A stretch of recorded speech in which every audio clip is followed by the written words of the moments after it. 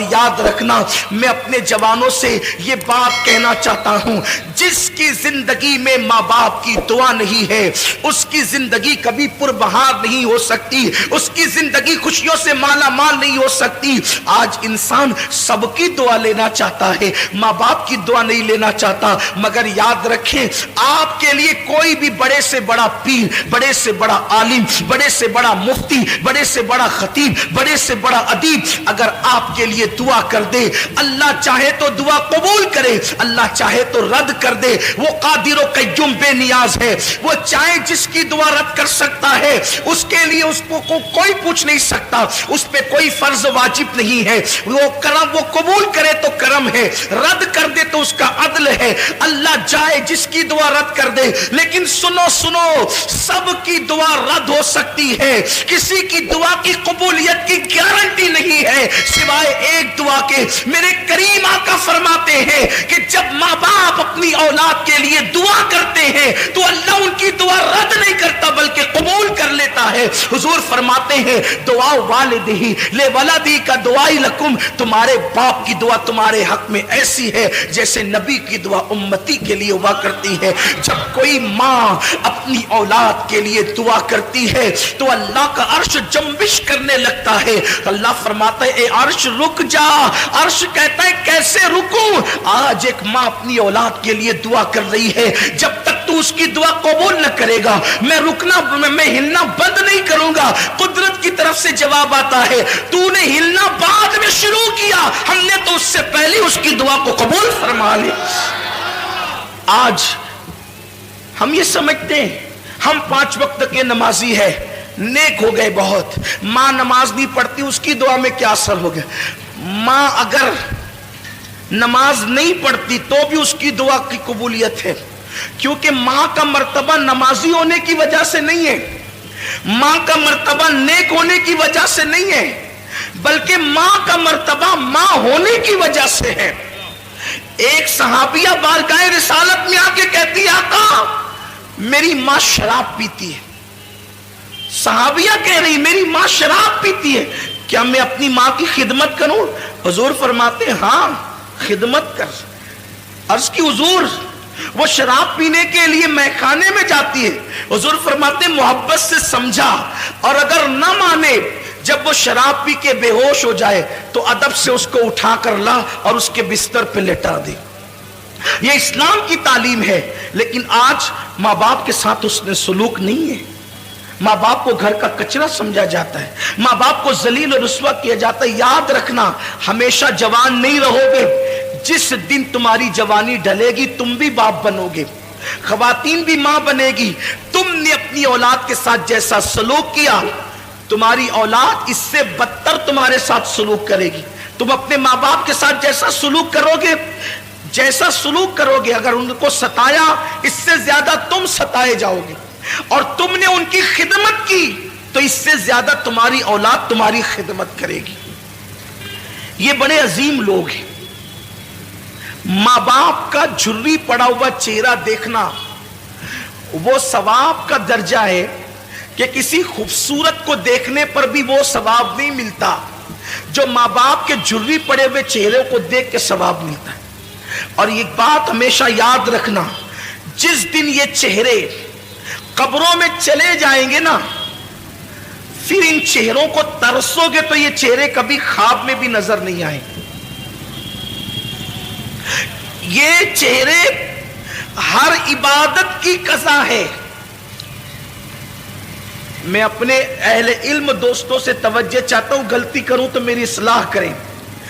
ہر عبادت کی قضا ہے۔ عشاء نہیں پڑھی، کبھی احساس ہو گیا کہ میں نے فروری کی 2019 کی 9 تاریخ کی عشاء نہیں پڑھی تھی، زندگی میں جس دن احساس ہو جائے اس دن پڑھو، اس کی قضا ہے۔ 10 تاریخ کی فجر نہیں پڑھی تھی، جس دن احساس ہو جائے پڑھ لیا، زندگی بھر میں اس کی قضا ہے۔ ہر عبادت کی قضا ہے۔ ماں باپ کا چہرہ دیکھنا وہ عبادت ہے، اس کی کبھی قضا نہیں ہو سکتی، اس کی کبھی قضا نہیں ہو سکتی۔ اور زندگی میں جس دن ماں باپ نہیں ہوں گے اس دن آپ کو اپنے ماں باپ یاد آئیں گے۔ ارے میں کیا، میں کیا اور آپ کیا، اپنی کیا اوقات اور اپنی کیا حیثیت ہے۔ اللہ کے رسول صلی اللہ علیہ وسلم کو خود زندگی میں کئی مرتبہ اپنے ماں باپ یاد آئے۔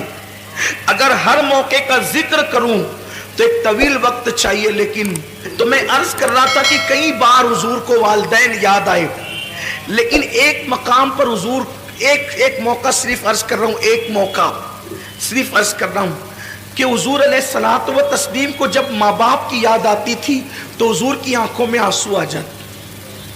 حضور کو ظاہر سی بات ہے، جو رحمت للعالمین ہو، جو سب سے پیار کرتے ہوں، وہ اپنے ماں باپ سے کتنا پیار کرتے ہوں، اور حضور کے ماں باپ جیسے ماں باپ ہونے کی حیثیت سے کسی کے نہیں ہے۔ اگر بات حضور کے والدین کی آئی ہے تو کی امی جان کی یاد آ گئی۔ حضور کی امی جان سیدہ آمنہ جب لوگ دور جہالت میں جیتے تھے تو اس وقت حضور کی امی کے پاس اتنا علم تھا کہ حضور کی امی شاعری کرتی تھی، شاعرہ تھی حضور کی امی جان، ان کی شاعری کتابوں کے اندر موجود ہے۔ بہت بڑی دانشور تھی حضور کی امی جان سیدہ آمنہ خاتون سلام اللہ علیہا۔ بلکہ حضور کی امی کی یاد آئی ہے تو میں دو باتیں عرض کرنا چاہتا ہوں، ایک بات کہنا چاہتا تھا لیکن ایک بات اور یاد آئی۔ حضور علیہ السلام کی عمر جب 6 سال کی ہوئی تو اس وقت حضور کی امی کا وصال ہو گیا، حضور کی والدہ کا وصال ہو گیا۔ وصال کا سبب یہ چیز بنی کہ حضور کی عمر 6 سال کی تھی۔ حضور کی امی جان نے کہا میرے شہزادے محمد، تم نے اپنے والد کی زیارت نہیں کی ہے، ایک کام کرو کہ تمہارے والد کی قبر یثرب میں ہے، یعنی موجودہ مدینہ منورہ، اس وقت وہ مدینہ نہیں بنا تھا، یثرب اس کہلاتا، یثرب میں ہے تمہارے ابا کی قبر، چلو تم نے باپ کا چہرہ تو نہیں دیکھا، تم کو والد کے مزار کی زیارت کرا کر کے لاتی ہوں۔ حضور علیہ السلام 6 سال کی عمر میں پہلا سفر کرتے ہیں۔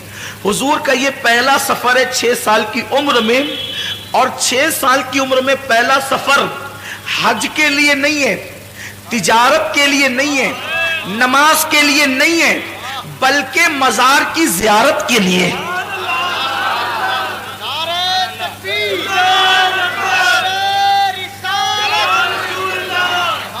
بڑی معذرت کے ساتھ جو دوست قبروں کے مخالف ہیں، مزارات کی زیارت کے مخالف ہیں، میں ان کو کہنا چاہتا ہوں کہ حضور نے تو زندگی کا پہلا سفر مزار مقدس کی زیارت کے لیے کیا، اور وہ بھی اپنے والد کے مزار کی زیارت کے لیے۔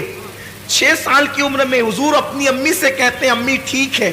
دراصل بات یہ تھی کہ حضور اپنی ماں کے پیٹ میں تھے اور صرف 2 مہینے یا 3 مہینے یا 4 مہینے کے اندر عمل کی شکل میں تھے۔ حضور کے والد کا وصال ہو گیا، حضور کے والد کا وصال ہو گیا۔ وہ تجارت کے لیے گئے تھے، ملک شام سے واپس لوٹ رہے تھے جسے ہم مدینہ منورہ کہتے ہیں۔ اب جب وہاں پہنچے تو ان کی ننیال میں رکے، بیمار ہوئے اور وہیں پر آپ کا وصال ہو گیا۔ تو حضور کی امی نے کہا تھا بیٹا چلو میں تمہیں اب تمہارے والد کی مزار کی زیارت کرا دوں۔ جناب عبد المطلب سے اجازت لی، اور اجازت لے کر کے 3 نفری قافلہ حضرت سیدہ آمنہ اور ان کی کنیز ام ایمن اور حضور علیہ السلام، یہ تینوں چل پڑے مدینہ شریف کی طرف۔ اب میں اس کو یثرب نہیں کہوں گا کیونکہ ہمارے یہاں یثرب کہنا بے ادبی ہے، لیکن اب آپ سمجھ لیں کہ وہ یثرب پرانا نام ہے اور ابھی وہ مدینہ نہیں بنا تھا، لیکن پھر بھی میں مدینہ منورہ کہوں گا۔ تو سرکار چلے، 1 مہینے تک حضور نے اپنی امی کے ساتھ وہاں قیام کیا بچپنے میں 6 سال کی عمر میں، اور قبر والد کی قبر پہ جاتے امی کے ساتھ۔ جب رخصتی کا وقت آیا کہ اب جانا ہے مکہ المکرمہ، تو حضور کی امی کبھی اپنے شوہر کی قبر کو دیکھتی ہے اور کبھی حضور کے چہرے کو دیکھتی ہے، اور شوہر کا صدمہ۔ حضور کی امی جان کی عمر ابھی 18-19 سال ہی تھی کہ وہ بیوہ ہو گئی۔ 18-19 سال کی عمر میں بیوگی آخر کیا چیز ہوتی ہے؟ سوچیں نا ذرا، اگر کوئی عورت 19 سال کی عمر میں یتیم ہو جائے تو اس کو اتنا صدمہ نہیں ہوتا جتنا اس کو بیوہ ہونے کا صدمہ ہو۔ حضور کی امی بیوہ ہوئی ہے اتنی چھوٹی سی عمر میں، اور حضور کے والد کا وصال اتنی چھوٹی عمر میں ہوا ہے کہ ان کو ابھی داڑھی کے بال بھی نہیں نکلے تھے, بال نکلنا شروع ہوئے تھے اور ان کا وصال ہو گیا. یعنی زندگی کی مکمل بہاریں بھی نہیں دیکھی ہے اور وصال ہو گیا. تو کبھی شوہر کی قبر دیکھتی, کبھی بیٹے کا معصوم سا چہرہ دیکھتی ہے. اور 6 سال کی عمر میں میرے نبی کتنے خوبصورت لگتے ہوں گے.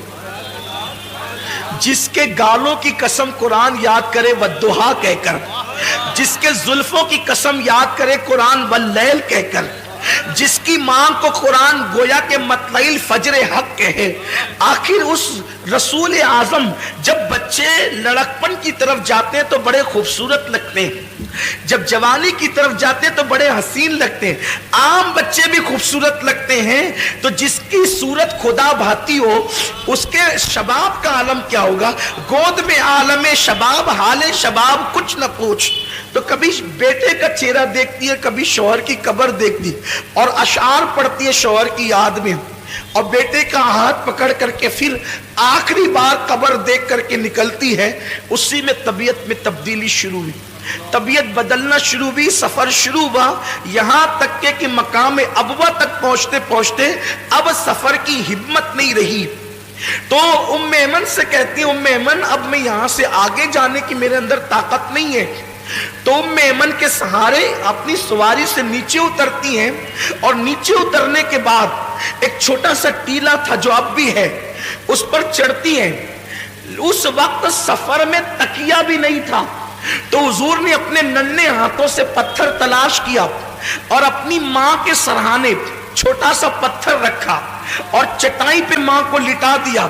حضور کی امی جان لیٹی ہوئی ہے اور سینے کے پاس اللہ کے رسول, 6 سال کے اللہ کے رسول جلوگر ہیں. کبھی حضور کی امی حضور کا چہرہ دیکھتی ہے اور کبھی ام ایمن کو دیکھتی ہے اور روتی ہے. حضور ماں کو روتا دیکھ کر روتے ہیں اور حضور امی سے پوچھتے ہیں, ماں تم کیوں رو رہی ہو؟ میں جب بھی اپنی ماں کو ماں کہتا ہوں تو صرف اس نیت سے کہتا ہوں کہ میرے نبی نے آمنہ کو ماں کہہ کے پکارا ہے, بس اس یادگار کو زندہ کرنا ہے, اسی لیے ہم اپنی ماں کو ماں کہتے ہیں. بس ماں کو ماں کہنے کی وجہ یہ ہے کہ میرے محبوب نے آمنہ کو ماں کہہ کر کے پکارا ہے. اور اللہ اکبر, ساری کائنات جس کو پکارتی ہے, ساری کائنات جس کو پکارتی ہے, اس نے آمنہ کو پکارا ہے. یہ میرے نبی کی ماں کی شان ہے, یہ میرے نبی کی ماں کا مقام ہے. حضرت آمنہ خاتون دیکھتی, حضور کہتے ہیں امی تم کیوں رو رہی ہو؟ تو ام ایمن کا ہاتھ پکڑ کر چہرہ رسول کا دیکھ کر کہتی ہے, ام ایمن اب میں بچوں گی نہیں, یہ میری آخری ساعتیں ہیں. میرا بیٹا بڑا شان والا ہے, میں نے بڑے شان والے بیٹے کو جنم دیا ہے, اس کو سنبھال کر مکہ لے جانا میری امانت کو. آمنہ خاتون کہتی, ام ایمن میرا بیٹا وہ ہے کہ مشرق سے لے کے مغرب تک جس کی شان کے ڈنکے بجیں گے. نعرہ تکبیر. ابھی لوگوں کو پتا نہیں ہے, ابھی لوگوں کو پتا نہیں کہ اللہ کے رسول ہے. حضور کی امی کہتی ہے کہ میرا بیٹا وہ ہے کہ مشرق و مغرب میں جس کی عظمت کے ڈنکے بجیں گے. اللہ اکبر. اور پھر اس کے بعد کس شان سے نبی کی امی دنیا سے جاتی ہے. امام زرقانی نے لکھا ہے کہ حضور کی نعت پڑھتے ہوئے وہ دنیا سے, حضور کی نعت, حضور کی نعت اس امت میں سب سے پہلے حضور کے گھر سے لکھی گئی ہے. حضور کی نعت سب سے پہلے حضور کے گھر سے لکھی گئی ہے. نعت لکھنا یہ حضور کے گھر والوں کا طریقہ ہے. حضور کے گھر سے حضور کی نعت سب سے پہلے نعت حضور کے گھر میں لکھی گئی. یا تو حضور کے چچا حضرت ابو طالب نے نعت لکھی, یا حضور کی امی جناب آمنہ نے حضور کی نعت لکھی. اب حضرت آمنہ نے کیا لکھا؟ حضرت آمنہ کے جو اشعار ہے اس کا مفہوم پیش کر رہا ہوں. وہ کہتی ہیں ہر نئی چیز پرانی ہو جائے گی, ہر نئی چیز پرانی ہو جائے گی, ہر عروج کو زوال آئے گا. فرماتی ہے مگر مجھے کوئی بھلا نہیں سکے گا, مجھے کوئی بھلا نہیں سکے گا. ذرا دیکھیں تو کیوں نہیں بھلائے گا؟ وہاب کی بیٹی ہے اس لیے, عبد المطلب کی بہو ہے اس لیے, عبداللہ کی بیوی ہے اس لیے, عرب کی خاتون اس لیے، قریشی ہے اس لیے، کہتی ہے کہ مجھے بلایا نہیں جائے گا، ہر نئی چیز پرانی ہوگی، ہر عروج کو زوال آئے گا، مجھے بلایا نہیں جائے گا، کیونکہ میں نے ایسے بیٹے کو جنم دیا ہے، اس کی وجہ سے میرا تذکرہ مشرق و مغرب میں ہو۔ نعرہ تکبیر، نعرہ رسالت، عظمت مصطفیٰ، سبحان اللہ سبحان اللہ۔ اس کی وجہ سے میرے بیٹے کا فیضان دنیا میں عام ہوگا، گویا کہ نبی کی نبوت کا، اور کس شان سے دنیا سے جا رہی ہے، رسول کے چہرے پہ نظر ہے، زبانوں پہ نعت مصطفیٰ ہے، اور اسی شان سے وہ دنیا سے رخصت ہوتی ہے، روتے ہوئے اچانک آنکھیں بند ہو جاتی ہیں۔ جب ماں کی آواز بند ہو گئی اور آنکھیں بند ہو گئی، حضور اپنی ماں کو ہلا کے، امی تم بولتی کیوں نہیں؟ ایک 6 سال کے پیغمبر کے جذبات تھے، معصوم جذبات، امی تم بولتی کیوں نہیں؟ ام ایمن نے حضور کو پکڑ کے سینے سے لگایا، کہا شہزادے جو دنیا سے چلے جاتے ہیں وہ بولا نہیں کرتے، جو دنیا سے چلے جاتے ہیں وہ میرا ایمان ہے۔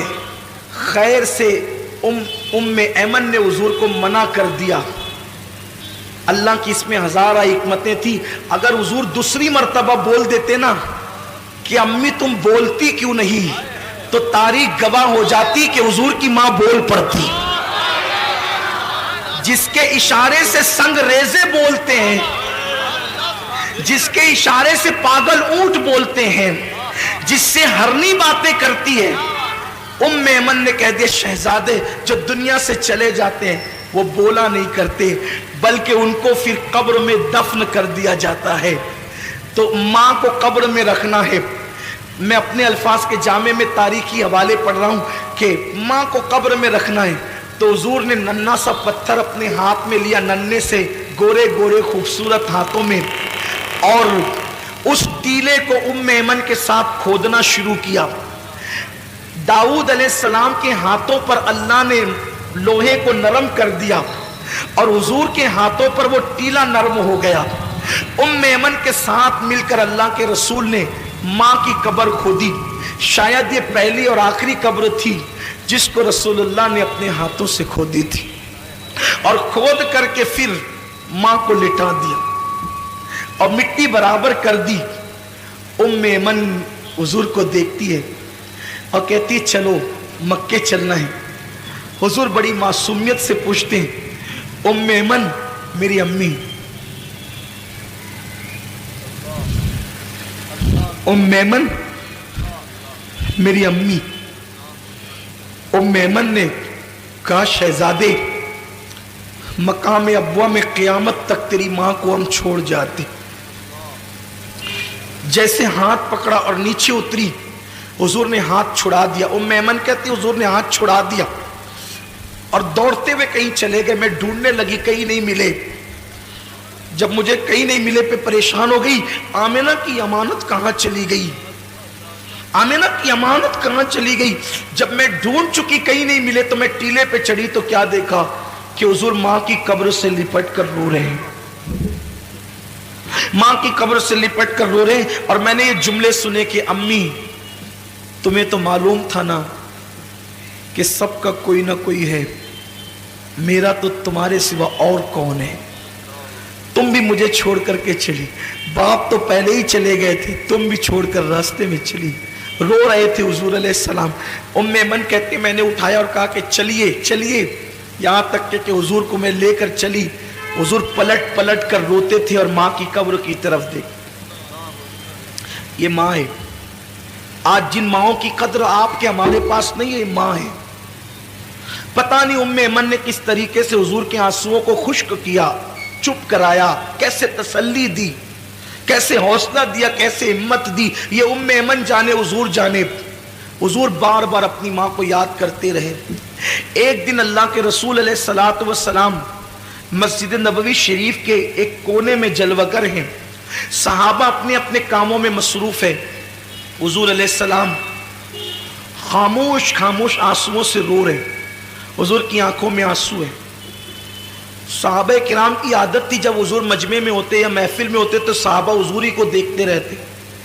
جب سرکار کو روتے ہوئے صحابہ نے دیکھا تو دوڑ پڑے حضور کی طرف, کیونکہ حضور کی تکلیف ان کو اپنی تکلیف سے زیادہ گرا تھی اور حضور کی خوشی اپنی خوشی سے زیادہ پسند تھی. میری قوم کے جوانوں, تمہارے پاس واٹس ایپ کے لیے ٹائم ہے نا, بوڑھے ماں باپ کے لیے ٹائم نہیں ہے نا آپ کے پاس. کھیلتے رہو واٹس ایپ, دیکھتے رہو فلمیں, رات کے 3 بجے تک فیس بک پہ ٹائم پاس کرتے رہو, دوستوں کے ساتھ گھومتے رہو.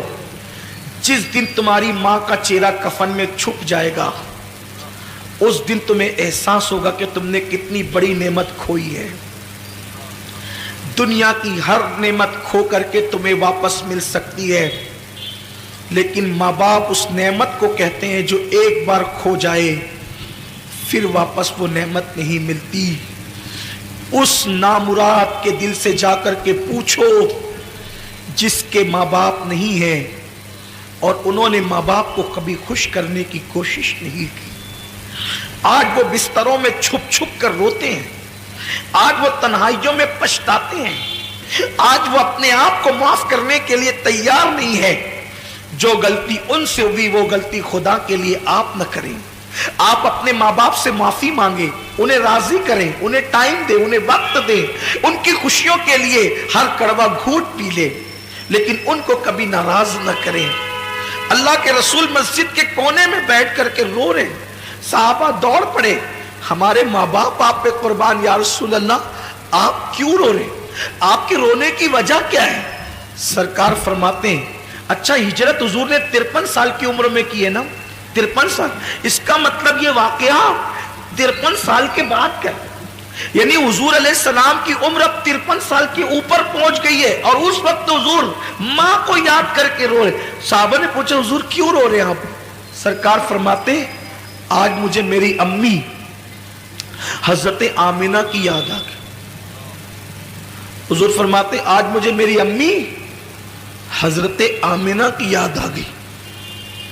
جیسی حضرت آمینہ کا نام یاد ہے, وہ آمینہ کسی کا بیٹا ولی, کسی کا بیٹا غوث, کسی کا بیٹا قطب, آمینہ کا بیٹا محبوب خدا. یا صرف ایک جملہ کہہ کے آگے بڑھنا چاہتا ہوں. لوگ کہتے ہیں یہ سنی علماء غیر سنیوں سے لڑتے جھگڑتے کیوں رہتے ہیں. صرف اتنا کہنا چاہتا ہوں میرے بھائیوں, جس نبی نے ہماری ماں کے قدموں کے نیچے جنت رکھی ہے نا, ان لوگوں نے جو غیر سنی ہیں میرے نبی کی ماں پہ کفر کا فتویٰ دیا اور کہا کہ نبی کی ماں کافرہ تھی, نبی کے باپ کافر تھے. اب آپ سے میں پوچھنا چاہتا ہوں صرف اتنی بات کہ جو نبی کے ماں باپ کو کافر کہیں, ہم ان کو امام کیسے بنائیں, ان سے رشتہ داریاں کیسے کریں, ان کے پیچھے نمازیں کیسے پڑھیں, ان کے پیچھے کھڑے کیسے ہوں. ہم داڑیاں نہیں دیکھیں گے نا, ہم ٹوپیاں نہیں دیکھیں گے, ہم قلم سے لکھے ہوئے الفاظ بھی تو دیکھیں گے, کتابوں میں لکھے ہوئے ثبوت بھی تو دیکھیں گے. میرے آقا صلی اللہ علیہ وسلم کے دیوانوں, نماز پڑھنے سے پہلے دیکھ لیا کرو نبی کے ماں باپ کو کافر کہنے والا امام ہے یا نبی کے ماں باپ پہ قربان ہونے والا امام ہے. اس لیے کہ شفاعت آپ کو بھی لینی ہے, شفاعت مجھے بھی لینی ہے. قیامت کے دن اگر تم نبی سے شفاعت کی بھیک مانگنے کے لیے گئے اور حضور نے کہہ دیا جو میری ماں کو کافر کہتا تھا تو اس کے پیچھے نماز پڑھتا تھا, تو آپ کے پاس جواب کیا ہوگا؟ یہ میں کچھ نہیں کہنا چاہتا, آپ کے ایمان پہ چھوڑنا چاہتا ہوں. حضور مسجد کے کونے میں بیٹھ کے روتے ہیں اور سرکار سے پوچھا کہ حضور کیوں رو رہے ہیں؟ آقا فرماتے ہیں میری امی حضرت آمینہ کی یاد آ گئی. صحابہ سب مل کے رونے لگے, حضور کے ساتھ رونے میں شامل ہو گئے. حضور کی امی یاد آئی ہے, آج نبی کو اپنی والدہ یاد آئی, ماں یاد آئی ہے نبی کو. پھر روتے روتے حضور علیہ السلام کو کچھ افاقہ ہوتا ہے تو سرکار اپنے صحابہ سے کہتے ہیں اے میرے صحابہ, اس وقت میری ماں حضرت آمینہ حیات ہوتی تو کیا ہوتا, کیسا ہوتا, کیا حال ہوتا؟ صحابہ کہتے حضور کیا ہوتا؟ آقا فرماتے میں تمہیں عشاء کی نماز پڑھا رہا ہوتا, میں تمہیں عشاء کی نماز پڑھا رہا ہوتا اور میری امی مجھے آواز دیتی मोहम्मद इधर आओ, मेरे बेटे मोहम्मद इधर आओ। मेरी मां मुझे आवाज देती, सरकार फरमाते मैं क्या करता? साहबा ने कहा क्या करते? हुजूर फरमाते मैं नमाज को छोड़ देता और लब्बैक कहते हुए अपनी मां की बारगाह में पहुंच।